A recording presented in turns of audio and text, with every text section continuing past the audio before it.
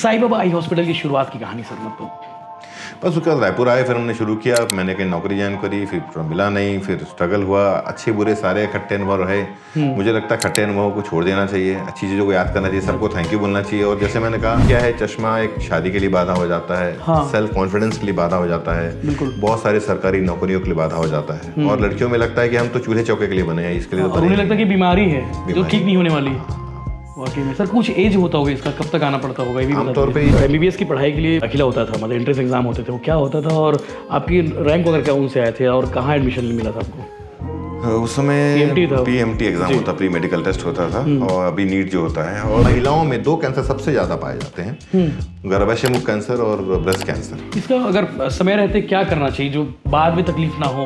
बहुत ही अच्छा क्वेश्चन, क्योंकि हम शायद बातों में मैं देखता हूँ आसपास अमूमन इस तरह की चीजें देखने को मिलती हैं, वो बाद में अपने गर्भाशय निकालते हैं जी। तो आपके इस बिल्डिंग में 2 हॉस्पिटल चलते हैं, एक महिलाओं का और एक आई का जी। इसमें ये है कि अभी एसबीएस अस्पताल जो शुरू में था, वो शुरुआत तो वुमेन्स एंड आई हॉस्पिटल से हुई थी जी। मतलब एक साथ 7 गायनिकोलॉजिस्ट बैठा और एक साथ वो ओपीडी लेना बड़ी बात। किसी भी वर्ग का हो, किसी भी जाति का हो, किसी भी आय के लेवल का हो, सिर्फ 50 रुपए हम लेते हैं उनका। हम चेकअप करते हैं हमारे यहाँ 50 रुपये ओपीडी, सिर्फ 50 रुपए ओपीडी। नमस्कार, जय जोहार, जय छत्तीसगढ़। भिलाई टाइम्स के पॉडकास्ट में आप सबका स्वागत है। और आज हमारे साथ डॉक्टर आशीष महोबिया हैं। बताने की जरूरत नहीं है, पिछले 22 सालों में सर ने 25,000 से ज़्यादा ऑपरेशन किए हैं। आई सर्जन है, बताने की ज़रूरत नहीं है। और साई बाबा आई हॉस्पिटल, नाम सुना होगा, भरोसे और विश्वास का ये हॉस्पिटल है। पिछले 22 वर्षों से छत्तीसगढ़ में अपनी सेवाएं दे रहे हैं। आज उन्हीं सब विषयों पर बात करेंगे, क्योंकि आँख इंसान के लिए बहुत ज़रूरी है। आँख नहीं है तो कुछ भी नहीं है। उन सारे विषयों पर बात करेंगे। सर का स्वागत करते हैं। सर नमस्कार, जय जोहार। जय जोहार। बिल्कुल, कैसे हैं आप? हॉस्पिटल के गेटअप में ही अभी भी ओटी से निकल के आ रहे हैं। हाँ, बस ये अस्पताल में रहते हैं तो ये हमारा जो वर्दी है, वर्दी पहननी पड़ती है, अच्छा वर्दी है। बिल्कुल, इस वर्दी की कहानी क्या होगी सर? तो एक्चुअली वर्दी की कहानी ये है कि मेरे पिताजी डॉक्टर थे जी, और हम दुर्ग में रहते थे उस समय। पिताजी का देहांत हो गया। आपका कनेक्शन दुर्ग है मतलब? सिविल लाइन, छोटी सिविल लाइन दुर्ग से कसारडी में रहते थे हम लोग जी। तो फिर उनका देहांत हुआ। फिर किसी कारण से मेरी माता जी का देहांत हो गया, तो मेरे दोनों पेरेंट्स को मैंने खो दिया जी।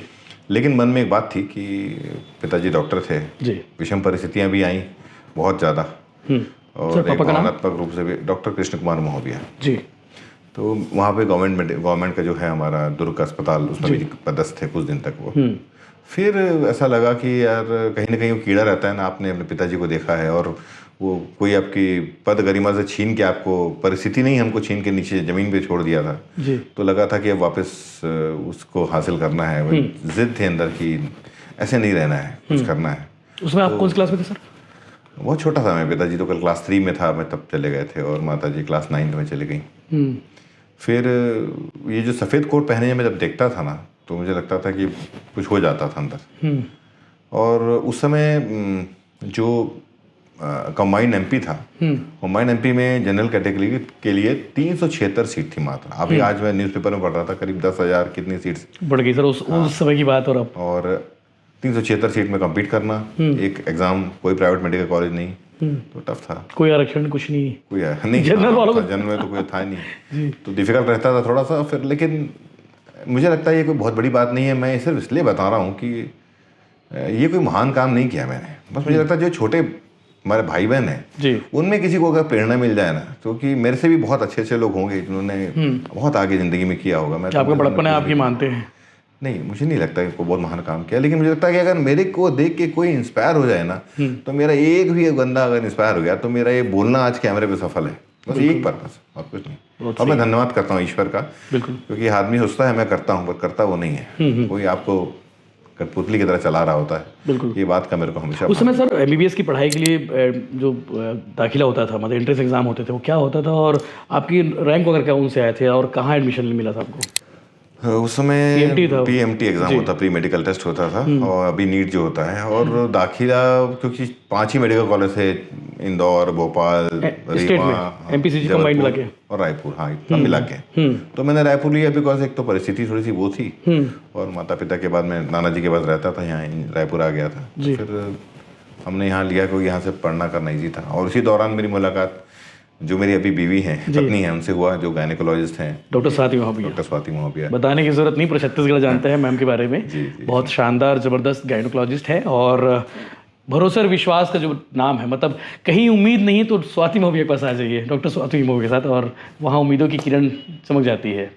तो सर मैडम की मुलाकात वहीं हुई आपकी? जी, मैडम से मैंने मुलाकात वही हुई। मैडम कॉलेज के दिनों में बड़ी शांत, और हम दोनों ही बहुत ज़्यादा कोई ऐसा धुरंधर नहीं थे कि भयंकर फोड़ फाड़ के नंबर ला रहे हैं, सब एवरेज थे। ये मैसेज भी जाना चाहिए मुझे लगता है। ये मत सोचना कभी कि आप शुरू से ही होनहार वीरवान के हो, चिकने पात। जीवन आपको कई बार मौके देगी, कई बार मौके देगा, फेजेस में चलता है जीवन।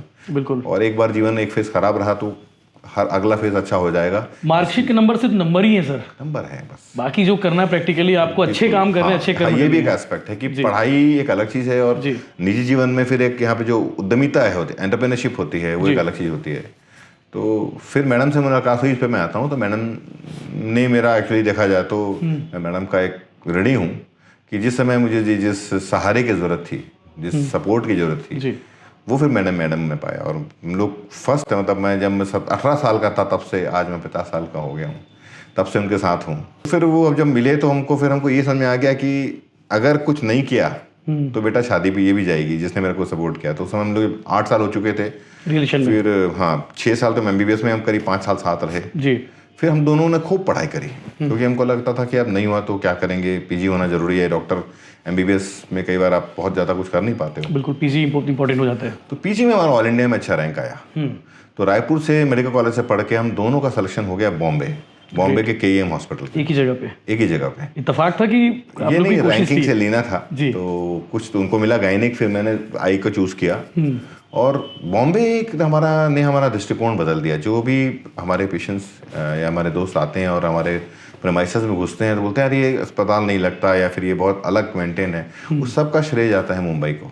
ग्रेट। तो वहाँ से हमने सीखा जो, हाँ वहाँ से सीखा, न सिर्फ काम सीखा, बिकॉज बहुत ज़्यादा काम था जी। ऐसे लोगों के साथ काम किया जिन्होंने, जैसे मैंने शम्मी कपूर की सर्जरी होते हुए देखी है। उस समय बहुत बड़ी बात थी, मतलब ये जाकिर हुसैन की सिस्टर की सर्जरी मेरे सामने। तो उस समय ऐसे लोगों को देखना, फिर उनको जो हैंडल करते थे, जो वहाँ पे लोग थे, उन लोगों को देखना कि यार इतने VIPs आते हैं, मिनिस्टर्स आ रहे हैं, फिल्म स्टार्स आ रहे हैं, उनका कैसे सर्जरी होता है, कैसे बात करते हैं, उनका प्रेमाइसेस कैसा रहता है। हम रायपुर समय पिछड़ा था बिल्कुल। तो यार बॉम्बे अभी भी आगे है हमारे से 10 साल बहुत आगे है, 10-20 साल आगे है। वो सीखने को मिला। फिर KEM में थे तो मासेस से कैसे बात करना है, कि आम जनता से कैसे करना उनकी, और हाथ आपका साफ होता है। तो इसे बॉम्बे से बहुत कुछ चीज़ें आपको सीखने को मिलती हैं। बिल्कुल टर्निंग पॉइंट था लाइफ का आप लोग के। टर्निंग पॉइंट था। उसके बाद शायद हम दोनों में ही निखार आ गया। हम एवरेज स्टूडेंट थे बट शायद ईश्वर की कृपा थी, वहाँ चले गए। उसका एक बहुत बड़ा योगदान है। मैं बहुत तक विषम थी परिस्थितियाँ वहाँ भी। मैडम 4 घंटे सोती थी। अरे बाप रे। और थोड़ा सा एक बोलना नहीं चाहिए बट एक भेदभाव होता है बॉम्बे में जाते हैं ना, तो कई बार आप हाँ लोकल नॉन लोकल वहां से आ गए हैं, और बहुत सारे देश में बवाल चल ही रहे होता ही है। अभी चल रहा है, अभी लोकल नहीं हो तो बोले आपको थोड़ा दूसरी नजर से देखते हैं। बिल्कुल अभी भी चल रहा है, और उस समय तो और भी ज्यादा था। जबकि मुझे अभी देखें रायपुर में जितने सारे लोग हैं डॉक्टर साहब, एक बाढ़ है विदर्भ साइड से डॉक्टर्स की। हमने कभी भेदभाव नहीं किया सर, कभी भेदभाव नहीं किया। छत्तीसगढ़ियों के साथ यही तो अच्छी बात है कि हम सबको एक्सेप्ट कर लेते हैं, सबले बढ़िया। हाँ। और मुझे लगता है शायद कोई उनको बता दे कि भाइयों देखो ऐसे हम लोग भी हैं, कभी आपके लोगों के साथ हम ऐसा करेंगे तो कैसा लगेगा। तो ऐसा मत करिए, मतलब हम भारत देश हैं। नहीं, छत्तीसगढ़ ये चीज़ मानती है सर बाकी लोग भी कि छत्तीसगढ़िया लोग बहुत मयारू दयारू होते हैं, एकदम सबको एक्सेप्ट कर लेते हैं। और हम लोग एक्सेप्ट करते भी हैं। आपने एक्सेप्ट किया, सबने एक्सेप्ट किया हम सबको, बाहरी दूसरे लोगों को। तो हम लोग ऐसा नहीं है, लेकिन उन लोग करते हैं, मैं समझता हूँ मैं। तो उसके बाद थोड़ा सा फिर क्या होता है, आप हार्डशिप भी सीख जाते हो जब बहुत मुश्किल परिस्थिति में काम करते हैं। मैं आपको इंटरेस्टिंग चीज़ बताता हूँ। मैडम की एक प्रोफेसर थी, अभी भी उनका देहांत, उनका नाम था नैना दस्तूर, पारसी थी वो जी। मैडम को 3-4 बजे उठ के राउंड लेना पड़ता था, क्योंकि वो 12 बजे सोती थी। और मैडम के डॉक्टर के आने के पहले क्या था, मान लो सपोज 2 वार्ड हैं और 2 वार्ड में करीब 60-60 मरीज हैं। तो डॉक्टर नैना दस्तूर बोलती थी तुम फाइल खोल के नहीं बोलोगे मैडम ये लक्ष्मी है, इनकी इतनी प्रेगनेंसी चल रही है या नहीं, आप मेरे को देखोगे और बात करोगे madam this is Lakshmi, this is Sheela, this is ये, दिस इज वो। एक एक जन की डिटेल मालूम होनी चाहिए, डिटेल बिना देखे और अपडेट के साथ, कल क्या था और आज क्या है स्थिति है, अपडेट के साथ। एटलीस्ट नाम में बिल्कुल, और नाम मतलब 100 नाम या 50 नाम जो भी आप हो रहा होगा वो याद करना वो बड़ा डिफिकल्ट रहता था। और ये कोई पेशेंट नहीं है, बोले ये शरीर है ना, ये लेडी है, इसका नाम है, इसका नाम निशा है। बोले मैडम निशा है, निशा ऐसे करती है। तो ये जो ट्रेनिंग थी ना, हमारी आंखें अब मुझे लगता है वो 2 राउंड तो सिर्फ प्रैक्टिस करती थी किसका क्या नाम है। और अब लगता है कि वो जो ना स्वाति मैडम को 80% मरीजों का नाम याद रहते हैं। जो लोग कभी विषम परिस्थिति से गुजर रहे हैं अभी अपने जीवन में, तो आपको कुछ सिखाने के लिए है, वो आपको उस समय पता नहीं चलेगा, या कभी माँ बाप कुछ बोल देते हैं कि बात बुरी लग जाती है, बाद में बहुत अच्छा असर दिखता है सर, परिणाम कई बार गालियां देते हैं, परेशान हो जाते हैं, खूब कोसते हैं अपने आप को, परिस्थिति को, सामने वाले को, बट सब कुछ ना ऊपर वाला मुझे लगता है करता है, आपको सिखा रहा है, अपन उसको राइट एंगल से लेंगे ना, कोई बात नहीं, असर पड़ता है उसका बाद में। मैंने सीखा, आज मैंने सीखा कि कैसे गिर के उठते हैं, आज मैंने सीखा, तो ये वाली बातें हैं बस, और कुछ। कई बार हम बोलते हैं ना कि मेरे सीनियर बहुत डांटता है यार, मेरे सीनियर बहुत वो करते हैं, तो वो इरिटेट कर देते हैं, तो बाद में उसका फायदा दिखता है कि वो क्यों डांट रहे थे। पता नहीं कोई कितना गौरवान्वित फील करता है अपनी पत्नी को लेकर, लेकिन मैं डॉक्टर मैडम के लेके बड़ा ही गौरवान्वित फील करता हूँ, बिकॉज गायनेकोलॉजी में जो उनका नाम है, नाम से याद उनकी जो रिस्पेक्ट है। बिल्कुल। और एक और किस्सा मुझे याद आता है कि हम जब प्रैक्टिस चालू किए तो पहले एक कमरे से चालू किया मैडम का, फिर उनको रियलाइज़ हुआ कि कोई भी लेडी मेरे पास एक कमरे में नहीं आएगी, उसको कोई प्रोसीजर कराना होगा, तो मुझे एटलीस्ट एक ओटी चाहिए, तो हमने घर लिया। घर लेके यहाँ पे श्यामनगर गुरुद्वारे के सामने घर था, घर में अब पैसे थे नहीं, तो उसी घर में घर को अस्पताल बना दिया, और एक घर में बिल्कुल एक आंगन था, आंगन के बाद 2 कमरे थे, एक कमरा हमारा घर था, और एक कमरे में ओटी था, और एक रूम था, सामने हॉल में ओपीडी चलती थी। तो कई बार ऐसा होता था कि मैं टॉवेल में हूँ और पेशेंट अंदर आ जाते थे। तो एक बार का वाकया है, शुरुआत के दिनों की बात है। और आज कितना बड़ा हॉस्पिटल है सर, कितने लोग हैं स्टाफ में? अब 350 स्टाफ है हमारे पास। 350 स्टाफ है, और करीब 50,000 स्क्वायर फीट का अस्पताल है औसत, ये वाला रायपुर में सबसे बड़ा हॉस्पिटल है, और उसके बाद भिलाई में भी है, और रायपुर में फाफड़ी में भी है। तो वहाँ पे जो हम लोग को जो मैडम के साथ जो मेरे को सबसे इम्पोर्टेंट बात लगती है, वो ये लगती है कि हाँ, एक किस्सा मैं सुनाना चाहूँगा आपको कि अक्सर लोग ये सोचते हैं ना कई बार कि मैं मानता हूँ हर फील्ड में अच्छे बुरे लोग होते हैं, कोई 100% अच्छा बुरा नहीं हो सकता जी। हर फील्ड में खराब भी लोग हैं, मिलते हैं, हर फील्ड में अच्छे लोग भी हैं। 5 उंगली बराबर नहीं होती, जैसी नहीं हो सकती। तो एक बार मैडम को एक लेडी आई, वो वहाँ लोकल लड़की थी, तेली बांधा के रहने वाली थी, मुझे ये भी याद है, और उसका हीमोग्लोबिन था 4, ये भी मुझे याद है।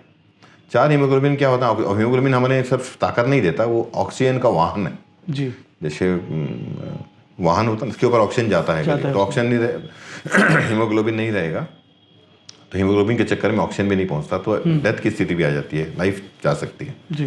वो इतना ब्लीड करी लड़की ने कि वो 4 पे आई थी, और उसको वो हिस्टेक्टोमी करना था। हाँ, डेंजर, मतलब वो ऑलमोस्ट पूरी पीली थी वो, और सांस तेज चल रही थी, बिकॉज ऑक्सीजन नहीं मिला था, तो सांस तेज चलती है। और ऐसे को मरीज को एक बार छूने में भी बहुत रिस्क होता है, क्योंकि कई बार लोग तो बोलते हैं चले जाओ, हम नहीं करेंगे, डिफर कर देते हैं।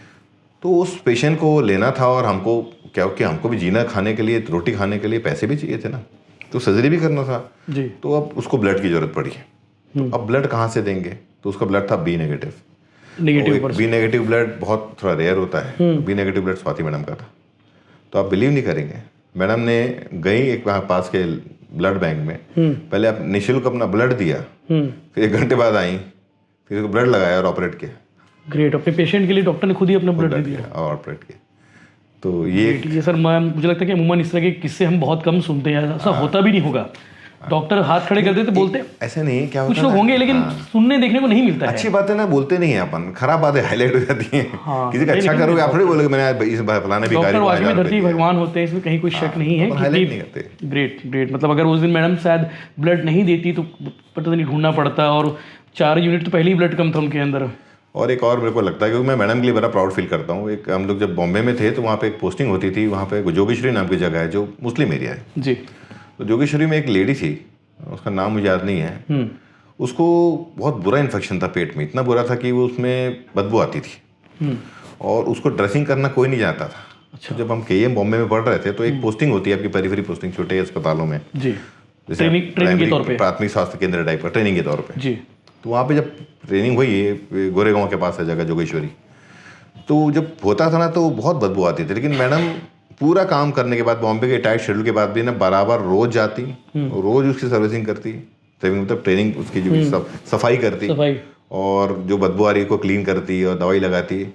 तो ऐसा 1-2 महीने करने के बाद वो लेडी अच्छी हो गई, और वो लेडी ने इतने दिल से बोला, बेटा अल्लाह आपका अच्छा करेगा, आपके हाथ में शिफा देगा।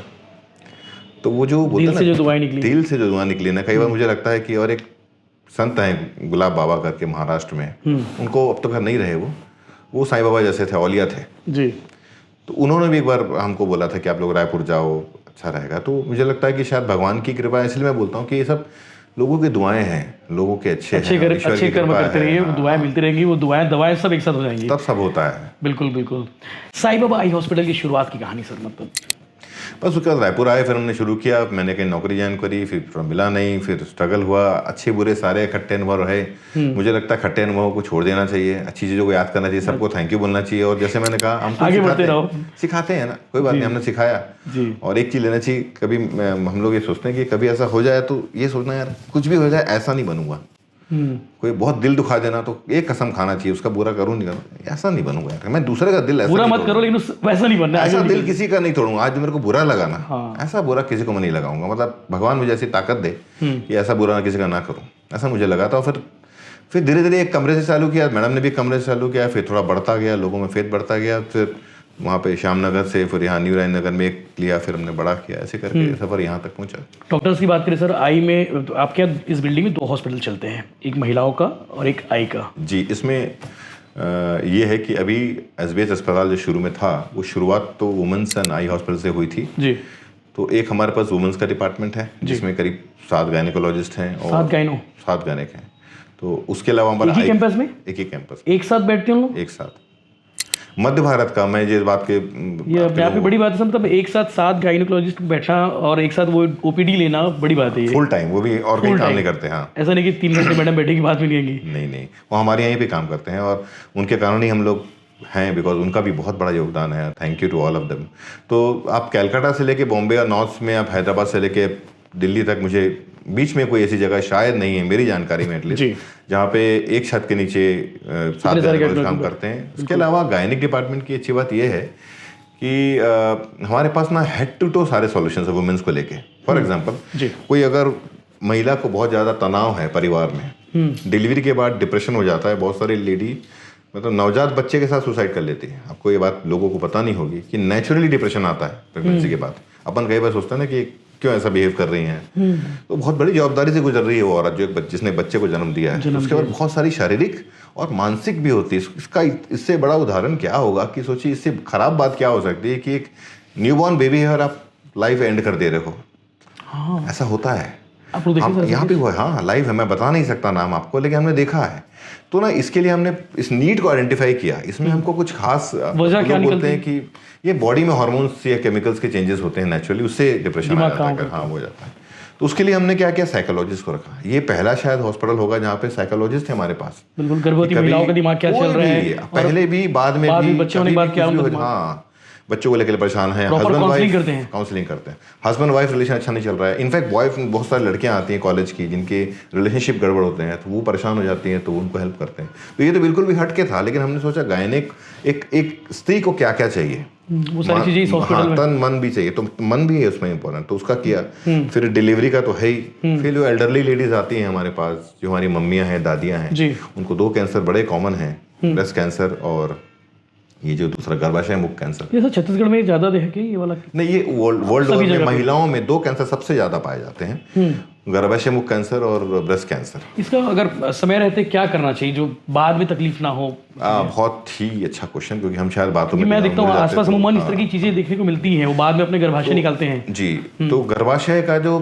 सबसे पहला बोलते हैं ना, prevention is better than cure, तो बचाव ही असली इलाज है।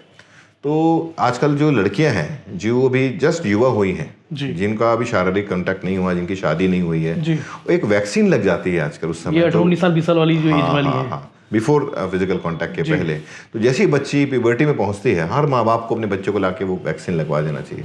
पूरी दुनिया में पॉपुलर है। क्या नाम है सर? सर्वी प्राइम, बहुत सारे नाम से आते हैं, नाम एग्जैक्टली मेरे को गायनिक डिपार्टमेंट का था, मुझे नहीं पता, स्वाति मैडम ज्यादा बता पाएंगे।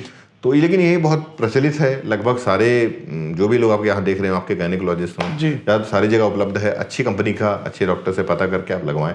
दूसरा, ये फिजिकल से पहले, हाँ फिजिकल, और एक लेडी जिसके बेबी हो गया है और फिर वो हो गया, उनके कुछ चीज़ें होती हैं, उसको कभी हम किसी और पॉडकास्ट में कवर कर लेंगे। उनके लिए ये है कि साल में एक बार जाँच कराते रहे। क्या होता है, एक मैं आप बोलता हूँ, बड़ा मुझे दुख लगता है कि हम सबसे ज़्यादा ग्रांटेड उस चीज़ को लेके चलते हैं जो सबसे कीमती है, हमारा शरीर, हमारे माँ बाप, हमारी फैमिली, हमारी पत्नी, हमारे ये तो फ्री में मिल गया लगता है, तो जैसा चाहो वैसे बात कर लो, जैसा है। ये बॉडी हमको करोड़ खरबों रुपए भी देंगे तो नहीं मिलने वाली है। झुनझुनवाला जी को देखिए, जो 400-500 करोड़ के शायद मालिक थे, जो स्टॉक मार्केट के, अपने आप को बचा नहीं पाए। तो ऐसे जीवन का क्या अर्थ, जो अगर तो हम अगर इतना बिजी हो जाएं कि परिवार में, बच्चों में, कि अपने लिए ध्यान ना रखें, तो ये तो मुझे लगता है थोड़ा स्वार्थी होना भी महिलाओं को जरूरी है। इतनी सेवा करती है, पूरा जीवन ही उनका सेवा में निकलता है, बट मुझे लगता है थोड़ा सा स्वार्थ रख के साल में एक बार में जांच करा ली है। बचाव का नंबर क्या चल रहा है शरीर में, क्या चल रहा है। नंबर 2 जी, इसमें एक पैप स्मेयर नाम की टेस्ट होती है जी। एक और चीज़ है जो हम लोग करते हैं कि हमारे पास उषा फाउंडेशन नाम की फाउंडेशन, उषा मेरी मम्मी का नाम था जी, तो उनके नाम पे फाउंडेशन में हम जागरूकता वाला अभियान चलाते हैं। समय समय पे साल भर में कई टॉक्स हम रखते हैं। उन टॉक्स में हम ब्रेस्ट सेल्फ एग्जामिनेशन, किसी भी लेडी को अपने गांठ का पता चल जाना कि मेरे शरीर में कहीं गांठ हो रही है, तो बहुत बड़ी एक मतलब बचाव का तरीका हो सकता है, और वो जो टेंशन, परेशानी, खर्चा सबसे बच जाएंगे।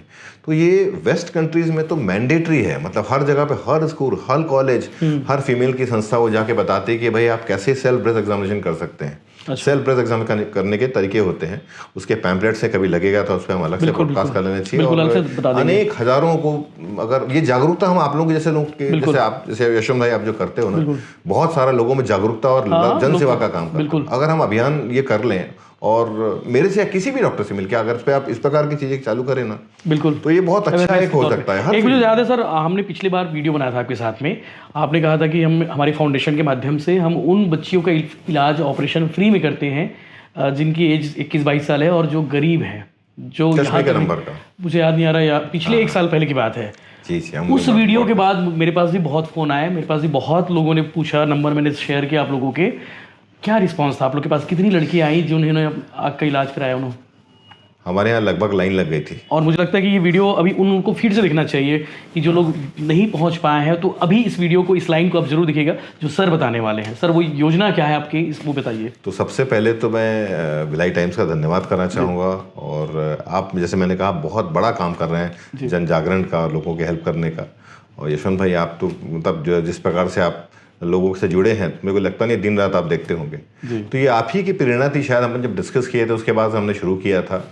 और मुझे लगता है पहले आप थे, बाकी लोगों ने कवर किया, बट आप सबसे पहले आया था, कवर किया था आप, और आपका वीडियो सबसे ज्यादा वो वायरल भी हुआ देश, मतलब मुझे लगता है कि छत्तीसगढ़ नहीं प्रदेश भर में वायरल हो गया। तो हमने अभी कई लड़कियों, करीब 100 लड़कियों का हमने ऑपरेशन कर डाला है, फ्री में किया है। 1 रुपया नहीं लगा, 1 रुपया नहीं लगा। उनके पास एक ही हम बोलते थे कि गरीब होना चाहिए और BPL कार्ड होना चाहिए, अंत्योदय वाला। तो लड़कियां जो आती थी, आज भी अगर कोई बच्ची हमारी देख रही है और आप गरीब परिस्थिति से हैं, BPL कार्ड आपके पास है अंत्योदय वाला, तो आप हमारे पास आएंगे तो चश्मे हटाने का ऑपरेशन निःशुल्क होगा। चश्मे हटाने का ऑपरेशन अभी भी वाकई में, क्योंकि उन्हें लगता है कि भाई चश्मा नहीं हटेगा, कभी सोचते हैं वो, तो वो उनका जो सोचना है वो दूर हो जाएगा। हाँ, एक्चुअली क्या है, चश्मा एक शादी के लिए बाधा हो जाता है, सेल्फ कॉन्फिडेंस के लिए बाधा हो जाता है, बहुत सारी सरकारी नौकरियों के लिए बाधा हो जाता है, और लड़कियों में लगता है कि हम तो चूल्हे चौके के लिए बने हैं, इसके लिए उन्हें लगता है कि बीमारी है जो ठीक नहीं होने वाली। वाकई में सर, कुछ एज होता होगा इसका, कब तक आना पड़ता होगा? ये भी आमतौर पे ये ना यूजुअली 18-19 साल से लेके करीब 40 साल तक के लोग करते हैं, लेकिन अब ऐसे लेंसेज भी आ गए हैं, किसी भी उम्र में आप चश्मा फ्री हो सकते हैं, किसी भी उम्र में, किसी भी उम्र में। पहले लेजर होता था, कुछ लेंसेज आते हैं, तो ये सुविधाएं पहले से बहुत अलग हो गई हैं, अच्छी हो गई। 20 से 25-30 साल की एज के बीच में रहता था, आप बताया 20 से 40 था। अब कभी भी आ जाइए, अपने चश्मे निकाल सकते हैं। वो नंबर हटाने का, हाँ, लेजर का भी 20 से 40 ही है, बिल्कुल। लेकिन और दूसरे तरीके आ गए हैं, जैसे ICL नाम का वो आता है, लेंस आता है, वो आगे चल के कर सकते हैं। बहुत सारे तरीके और हैं जो जिनके बहुत मोटे चश्मे होते हैं, वो 50 साल में भी हम करा देते हैं। आप आंखों के डॉक्टर हैं, आपको चश्मा क्यों लगे? मतलब आपने अपना प्रिकॉशन नहीं लिया था उस समय, या फिर आँख को ठीक से कुछ करना चाहिए? बिल्कुल ठीक कहा आप, स्पॉट ऑन है कि जब मैं 20 साल का था, जब मेरी उम्र थी, तो मैं पढ़ रहा था। तो मेडिकल में जब घुसते हैं हम लोग 18-19 साल में, उसका आधा ध्यान तो पढ़ाई में रहता है, मोटी मोटी किताबें रहती हैं। और मेरी स्थिति ऐसी नहीं थी उस समय, और उस समय मशीनें भी नहीं थी। ये जो आई हैं मशीनें पिछले 10 सालों में ज़्यादा प्रचलित हुई हैं। हम जब बात कर रहे हैं वो 94, 95, 98 की बात कर रहे हैं, उस समय ऐसा था नहीं। और अब 40 साल के बाद क्या होता है, आपको नज़दीक का चश्मा लग जाता है। तो नज़दीक के चश्मे के आपको 2 कांच लगेंगे, तो लेज़र के द्वारा जो 20 से 40 करते हैं ना, वो जो लेज़र में एक ही नज़र साफ होती है, तो पास का नज़र रह जाता है। इसलिए 40 के बाद वालों को फिर ये लेज़र की जगह दूसरा कुछ करना पड़ता है। और तो संभव नहीं, इसलिए हाँ, तो ये संभव नहीं है। और तीसरा मेरी ये ढाल है, जैसे आप आए, आपको आँख आई हुई है, तो मेरे को मेरी आँख आ जाएगी, संक्रमण, हाँ, संक्रमण मैं नंगी आंखों से नहीं देख सकता। तो मेरे लिए जैसे कोरोना का मास्क था ना, ये मेरा मास्क है। सारे डॉक्टर ऐसे भी बोलते हैं कि डॉक्टर लोग बिना चश्मा के डॉक्टर नहीं लगते। एक्चुअली हैं डॉक्टर, जैसे मैं एग्जांपल बताऊंगा, NIU का के बहुत बड़ा आई हॉस्पिटल है पूना में, उसके डॉक्टर केलकर उसके उन्होंने करा लिया। बहुत सारे लोग, हो सकता है मैं भी आगे चल के करा लूँ। तो अभी चीज़ें बदल रही हैं, मशीनें जैसे अब आ गई ना, पहले क्या था टच होता था, अब तो टच ही नहीं होता। अब ऐसा लेज़र में किसी बच्ची को लेज़र करना है तो उसके मम्मियों को हम बुलाते हैं, तो वो देखते हैं डॉक्टर साहब तो बैठे हुए हैं, कुछ कर ही नहीं रहे हैं, मतलब मैं कुछ नहीं करूँगा, सब मशीन करती है।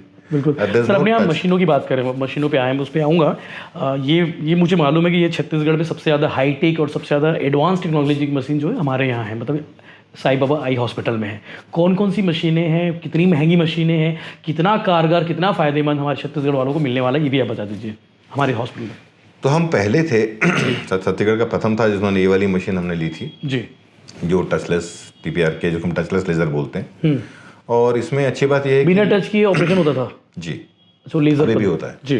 तो इसमें ये होता है कि बस लाइट में हमको देखना होता है, ना आपको इंजेक्शन लगेगा, ना आपको कोई सुई लगेगी, ना आपको कोई दर्द भी नहीं होगा, ना कट होगा, और ना कोई आपको टच होगा, ना आपको पट्टी लगाएंगे लास्ट में, काला चश्मा लगा के पलक झपकाते हुए आएंगे, पलक झपकाते हुए चले जाएंगे। तो ये इसलिए इंपॉर्टेंट हो जाता है। क्या होता है, देखिए कितना भी एफिशिएंट डॉक्टर हो, कि विराट कोहली भी कभी ना कभी गलती करके 0 पे आउट हो सकते हैं, 0 पे आउट हो सकते हैं, रन आउट होते हैं, रन आउट हो सकता है। तो डॉक्टर की गलती इसमें 0 हो जाती है, वो आउट हो गया, 0 हो गया वो फैक्टर। फिर कभी कभी पेशेंट क्या घबरा जाते हैं, सिर में कपड़ा लगा है, उनको लगता है बाप रे करना, कई बार वो ऐन वक्त पे हिला देते हैं, तो गड़बड़, अगर चाकू चल रहा है और आपने हिला दिया, अरे बाप रे, तो गड़बड़ हो जाती है कई बार। तो ये भी फैक्टर हट जाता है, पेशेंट को भी उतना कोऑपरेट करना पड़ेगा। हाँ, तो वो दोनों चीज़ें इसमें हट जाती हैं, तो उससे थोड़ा सा रिजल्ट अच्छा आता है। और इसकी टेक्नोलॉजी भी बहुत अच्छी है, जैसे लोग बहुत सारी टेक्नोलॉजी की बात करते हैं, ये कस्टमाइज है, मतलब आपकी आंखों का एक बहुत लोग मुझसे अक्सर पूछते हैं कस्टमाइज, या उसका क्या नाम है, जो वो लेज़र का नाम क्या है, जो कॉन्टूरा बोलते हैं, कुछ कस्टमाइज बोलते हैं, अलग अलग नाम से लोग उसको करते हैं। ये होता क्या है जी, बहुत अच्छी सरल भाषा में आपको समझाता हूँ। जैसे फॉर एग्जांपल मेरा एक चश्मा है जी, ये मेरी आंख का सपोज पावर है 2 नंबर, तो मेरी आंख तो फ्लैट सरफेस है नहीं, कोई दीवार तो है नहीं कि 1-2 नंबर पावर रहेगा। मेरी आंख पीछे से आगे आती फिर वापस जाती है। तो कहने का मतलब 2 नंबर मेरे चश्मे का एक औसत नंबर है, एवरेज है। तो मेरा हो सकता है पीछे नंबर होगा 1.78, जब से टिप पे होगा 2.25, और एवरेज नंबर 2 है। ये जब से बेन फ्रैंकलिन साहब ने चश्मे का आविष्कार किया था गांधी जी के पहले, तब से अभी तक इसमें कोई बदलाव नहीं आया है। ये वही चश्मा एवरेज नंबर देते हैं हम लोग। अच्छा, लेकिन अगर कोई ऐसी टेक्निक हो, इमेजिन करो ये मेरी आंख है और मैं हर एक जगह का इसको 100 भाग में डिवाइड कर लूँ, उस 100 भाग को मैं हर एक जगह का अगर नंबर निकाल पाऊँ और उस नंबर को अलग से ट्रीट करूँ, न कि एवरेज नंबर को, तो ये हो जाएगा कस्टमाइज या कॉन्टूरा विजन या फिर कस्टमाइज लेसिक। तो ये चश्मे से कई ज़्यादा अच्छी नज़र इसमें आती है। अच्छा, तो चश्मा कभी भी लेसिक से पीछे रहेगा। वो जो टेक्निक बता रहा था लेसिक टेक्निक, लेसिक वो क्या है? जो पुतली को थोड़ा सा हम, पुतली ही हमारा सारा नंबर डिसाइड करती है। जो मेरी आंखों में आप सामने काला भाग देख रहे हैं, कॉर्निया बोलते हैं, कॉर्निया ही से सारा नंबर होता है। कॉर्निया को अगर मैं थोड़ा सा रीशेप कर दूंगा तो वो लेसिक कहलाता है। उसके करने के अलग अलग तरीके। हम लोग सर, मतलब मुझे लगता है कि छत्तीसगढ़ में या फिर अमूमन आम आदमी जो है ना, चश्मा लेने जाते हैं दुकान में। आजकल तो मार्केट सड़क किनारे 99 में भी सब चश्मा ले लो बोलते हैं, लोग ले लेते हैं, और जब धूप आती है तो वो कई बार चुभता भी है। तो महंगे चश्मे और सस्ते चश्मों का नुकसान फ़ायदा भी बता दीजिए आप। चश्मा एक्चुअली इसके पहले मैं एक बात ये जरूर बोलना चाह रहा था कि इन बच्चियों का हमने आज ऑपरेशन किया था, जो आपके चैनल के थ्रू जो वायरल हुआ था, उसके लिए न सिर्फ मैं बधाई का पात्र बल्कि आप भी बधाई के पात्र हैं। और वो सारे बच्चे जो हमारे पास आई वो बधाई के पात्र हैं। और इससे ऐसे अच्छे चैनल के माध्यम से जो लोगों तक पहुंचता है और समाज में कुछ अच्छा काम होता है, तो मुझे निसंदेह हमें भी अच्छा लगता है और निसंदेह आपको भी बड़ा अच्छा लगता होगा। और ऐसे कई हमारा उद्देश्य पूरा हो जाता है, हम जिस उद्देश्य से बैठते हैं, जिस उद्देश्य से वीडियो बनाते हैं। तो धनार्जन तो हम कर ही रहे हैं, लेकिन साथ कोई बच्चों को अच्छा कर दो तो अच्छा होता है। मैं आप लोगों को वो वीडियोस शेयर करूंगा उन बच्चियों का, और बच्चियाँ कितनी खुश हैं और आपके बारे में, हमारे बारे में क्या बोलती हैं। ऑपरेशन आपने किया, जो वीडियो देखने के बाद आए थे, ऑपरेशन वीडियो देखने के बाद हम आए थे और इनका फ्री हुआ है। इसके अलावा जो कभी बच्चे आती, कई बार इनके बाद बोलते सर हमारे पास BPL कार्ड नहीं है, या मेरे पापा यहाँ पे काम करते हैं इस गवर्नमेंट संस्था में और मैं क्या कर सकते हैं। तो उन बच्चियों के लिए हमने एक बहुत सिंपल सा रखा है, 3,333 रुपये में नंबर से मुक्ति पाएँ। सर बाकी अगर बात करें नए की काम की, आप लोग हमेशा कुछ ना कुछ नयापन करते रहते हैं, चाहे वो वुमेंस में हो चाहे आई में हो। अभी क्या चल रहा है नया? 2025 से आप आने वाले समय के लिए क्या कुछ नया लेके आने वाले हैं? जी, SBH आई हॉस्पिटल में हमारा उद्देश्य रहता है कि हम सर्वश्रेष्ठ, सबसे नया और सबसे यूनिक काम करने की कोशिश करते हैं जी। तो आई में अब हमें ये बता के बड़ा गर्व महसूस होता है कि शायद ये मध्य भारत का चुनिंदे अस्पतालों में होगा जिसमें सारी सुविधाएं हमारे पास उपलब्ध हैं। हमारे पास लेसिक है, हमारे पास बच्चों के आंखों के डॉक्टर हैं, हमारे पास आई के प्लास्टिक सर्जन हैं, हमारे पास रेटिना के डॉक्टर्स हैं, हमारे पास ग्लोकोमा के डॉक्टर हैं, हमारे पास यूवेटिस के एक्सपर्ट हैं और आंखों में भी अलग अलग विभाग होते हैं जो मैंने आपके नाम अभी गिनाए।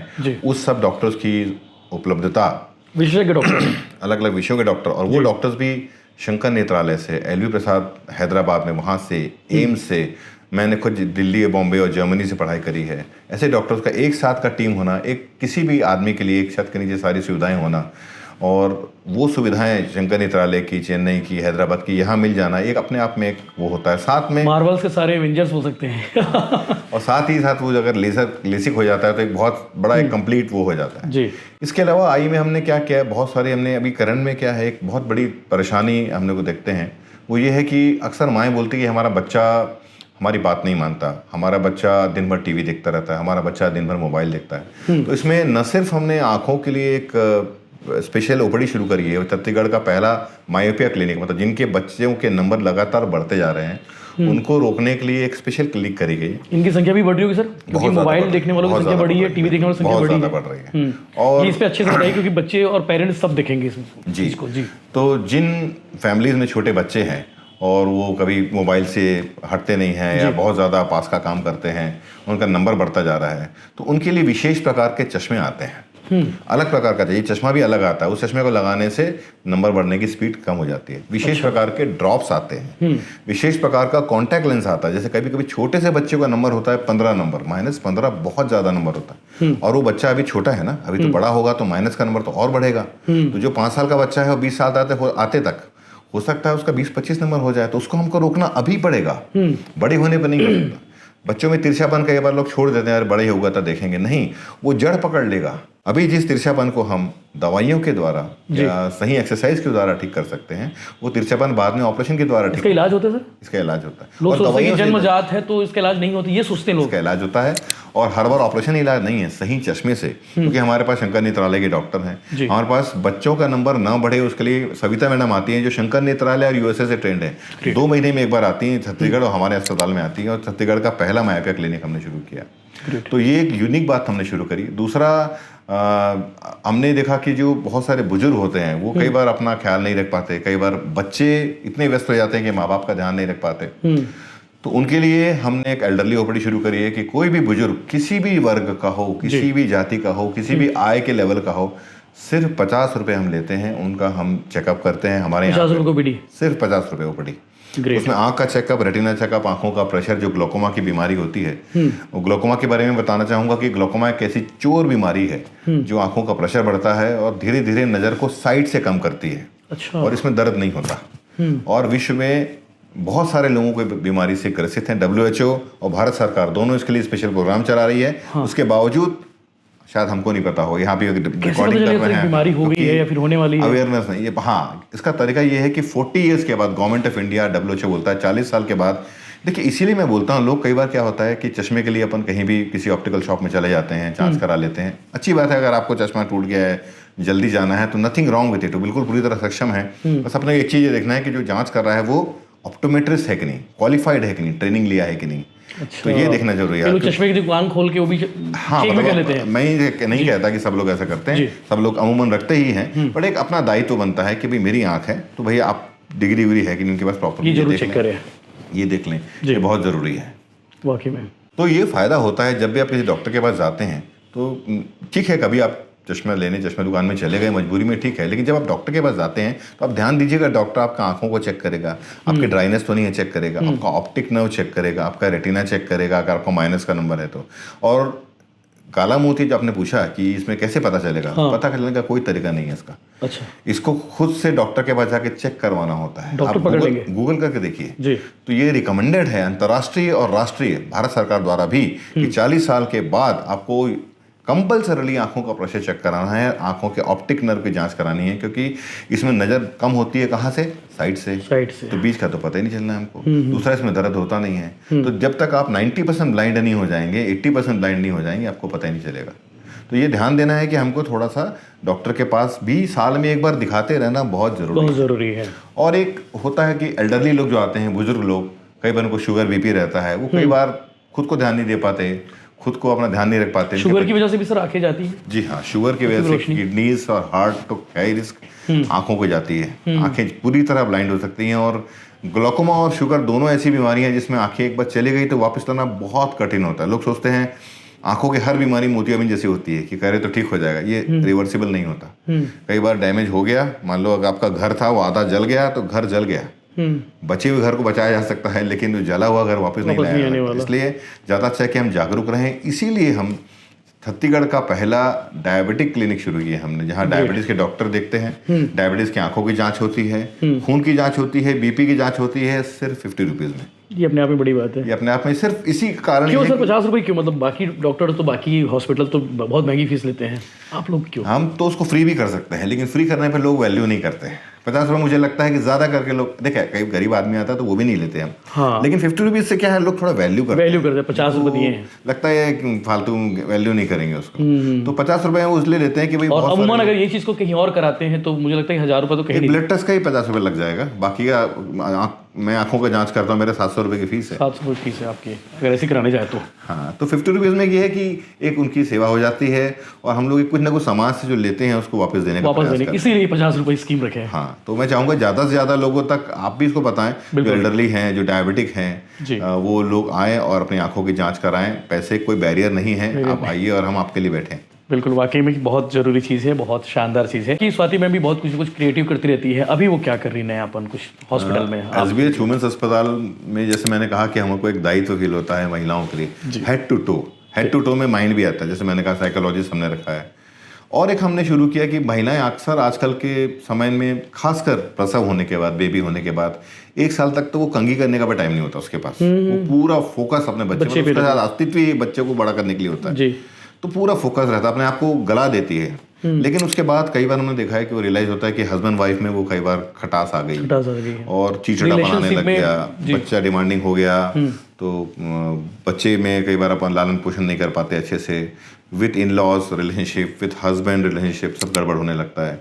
और आगे झेलना महिला को ही है, ज़्यादा करके महिला को हिलना पड़ता है। तो इसको अपने को रोकने के लिए हमने सोचा कि और एक चीज़ और होती है महिलाओं में, खासकर डिलीवरी के बाद और एक एज होने के बाद, वो ना आजकल सेल्फ एस्टीम डाउन होने लगता है कि भाई मैं, जैसे मेरा लुक था, जैसे मेरा बॉडी थी, जैसे मेरा एक अपीयरेंस था, जितनी अट्रैक्टिव मैं अपने हस्बैंड को पहले लगती थी, क्या पता शायद अब ना लगती हूँ, बच्चा होने के बाद कहीं मैं ऐसी तिरूँ, कहीं ये, 50 प्रकार के नेगेटिव बातें आती हैं। कहीं और ध्यान चले जाए, कहीं ऐसा लगता है कि बहुत बुरे ख्याल, रिलेशनशिप भी खराब पुराना होने लगता है, प्लस ये भी होने लगता है, तो दोनों का कंबाइन करके खिचड़ी बन जाती है। तो हमने, महिला बहुत चिंतित रहती है बेचारी, हाँ, इन सब चीज़ों को लेके जी, तो हम इसके लिए ना हमने पूरा एक क्या बोले आउटर बॉडी रिफॉर्मेशन, जिसमें कि प्लास्टिक सर्जन है, वेट लॉस हो गया, उसमें एंटी एजिंग हो गया, फेस की झुर्रियाँ, बॉडी के जो स्कार्स होते हैं एब्डोमेन में, ऑपरेशन के स्कार्स हो गए, या आंखों के नीचे कुछ झुर्रियाँ आ रही हैं, मार्क्स हो गए, इसके लिए।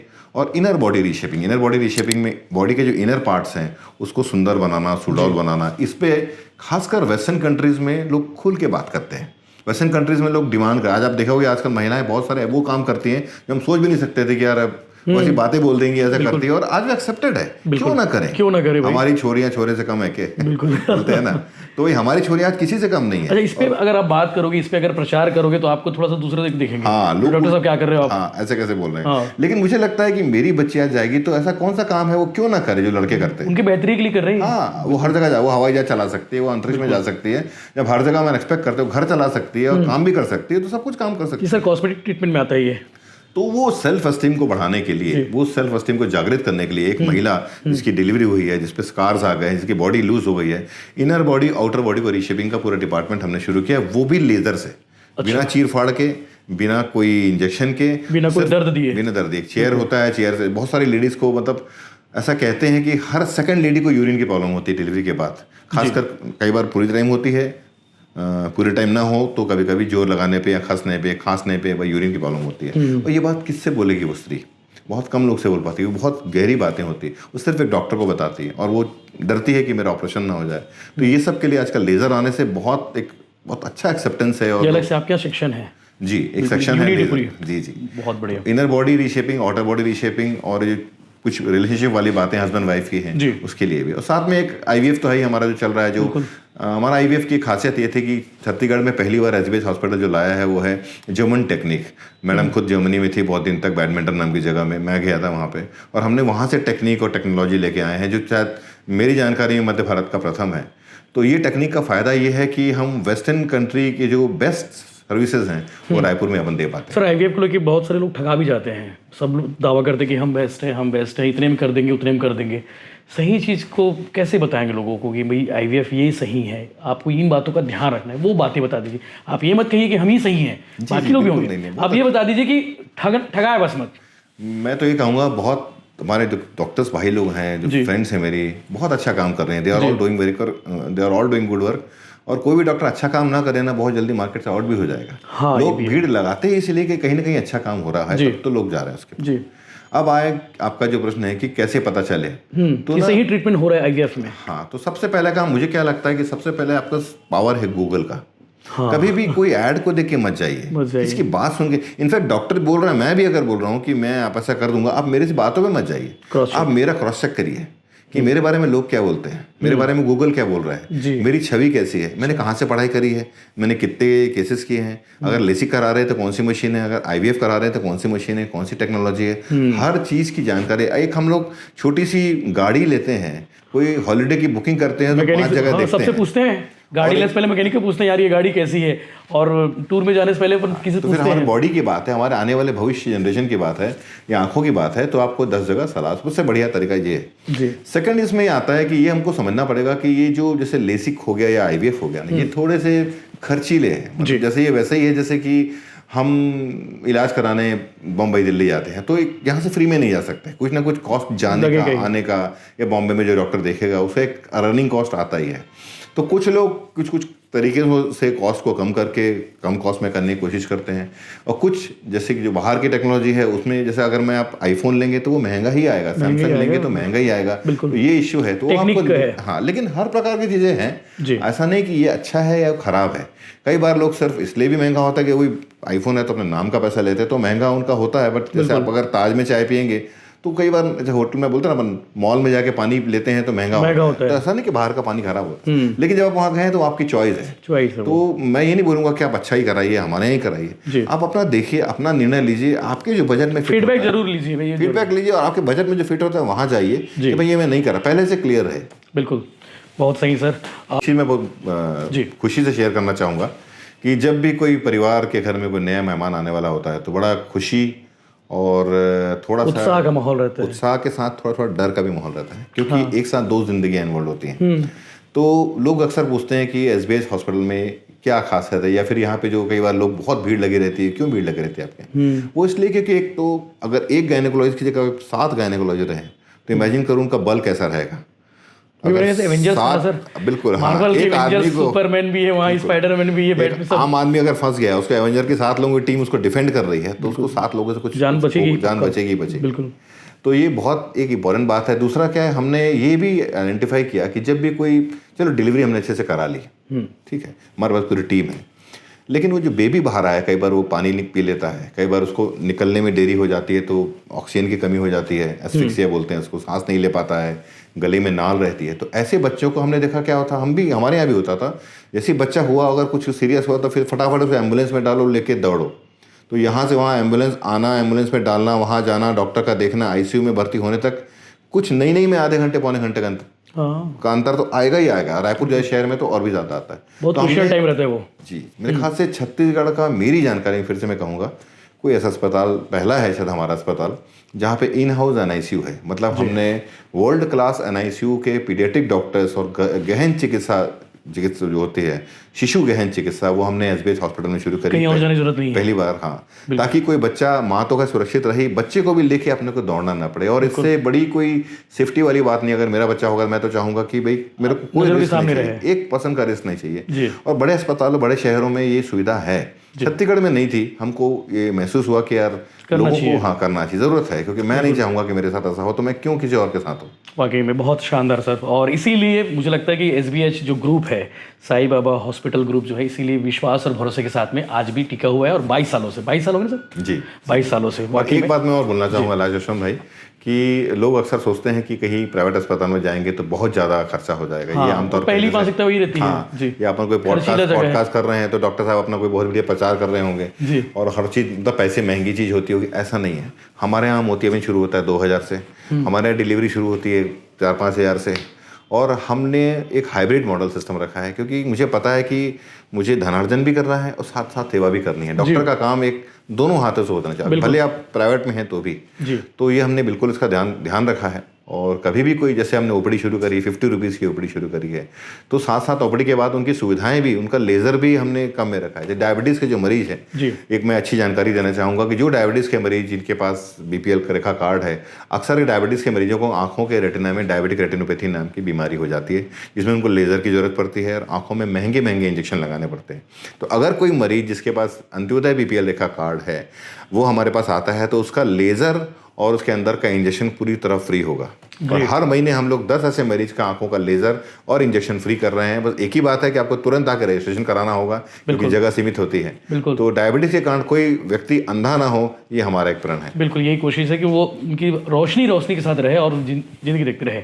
तो नीचे डिस्क्रिप्शन पर हॉस्पिटल का नंबर है, आप तत्काल वहाँ फ़ोन कर सकते हैं किसी भी समस्या के लिए, चाहे वो स्त्री रोग विशेषज्ञ से हो या फिर चाहे तो आप आंखों को जो भी परेशानी हो, जो भी दिक्कतें हो, नीचे नंबर हम दे दिए हैं। और सर से बातचीत करके बहुत मजा आया सर, शानदार sir. Thank you very much. आपने अपना कीमती टाइम दिया। मतलब सोचिए, ओटी से निकलकर सीधे यहीं बैठे हैं सर, अब फिर से ओटी में जाने वाले हैं, तो इसके लिए ढेर सारी बधाइयाँ, गाड़ा गाड़ा जोहार sir. Thank you very much.